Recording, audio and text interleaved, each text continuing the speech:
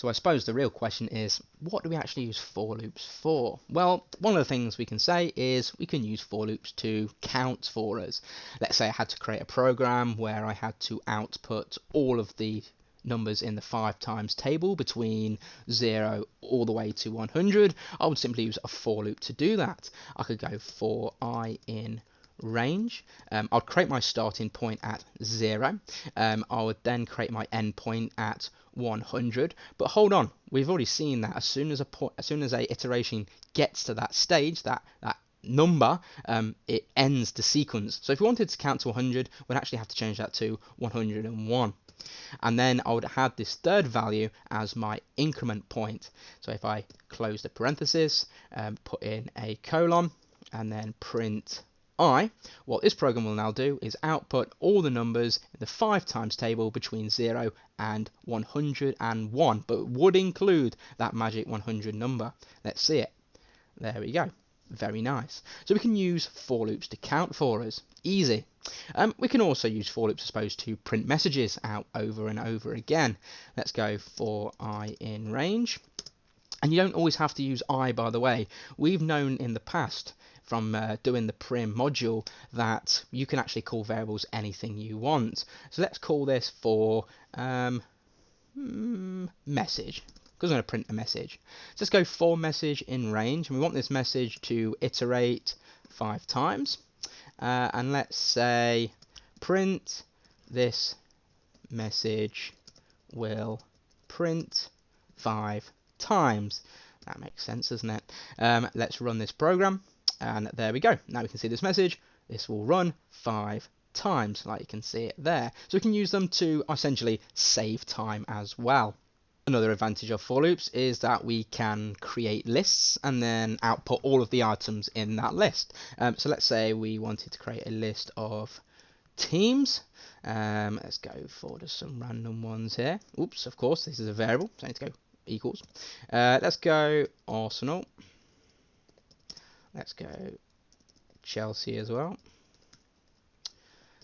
Let's add in there. Who else could we add? Let's go proper random there. Throw in a Fulham. Throw in a Man City. And one more. Let's throw in there a Leicester. Okay, so that is a list. So how do we output all the items in that list? Well, again, we can use a for loop to do it. We can simply go for I in teams, because that's the variable name. Put my colon, and on the line below, I can just simply print I. And when I run this, there is my list of teams, like so. So we can use for loops to output lists of items from a variable called teams that we've seen here. But then we can also add a few conditions in here if we really want. For example, let's say we want to print this list of teams, but we don't like Fulham, so we don't have to include Fulham. We can simply drop down, create a if I is equal to, let's go Fulham.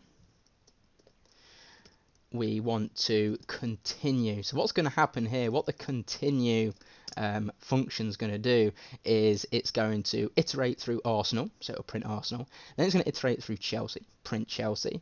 And then once it gets to Fulham, it's actually if I is equal to Fulham, it's actually going to continue, which means it's going to skip that iteration and then move on to the next one. So then it asks, is I equal to Man City? It's not, so it'll print Man City. And the same with Leicester. Leicester is not equal to Fulham, so it'll print Leicester as well. Let's see this program running. And there we go. So I've not only iterated through a list, but I've also used this handy little continue function to iterate through the list, but take away Fulham from my final outputted list. Brilliant. I would say the final thing that we can use for loops for is games. I've made plenty of games in my time which have used for loops. For example, here's one I made earlier. So this is a random dice game. I'm not going to go into the code for in deep detail for you, but simply explaining it to you is this. You have 5 rounds, and the program will run automatically 5 times. and every single time the program runs, 2 dice are rolled and it'll output the larger of the number, finally adding all of the total values of the dice together, outputting the overall winner. You can see here that on line 12 I've used a for loop, and this simply iterates through this program and it does it 5 times, so we get 5 rounds of dice game. Let's run this and you can see what happens. You can see I've stuck a little time delay in here, but every single time it has a different outcome, and finally it responds with the winner is roll 1. Yes, roll 1 is the overall winner. So we can use for loops for games as well.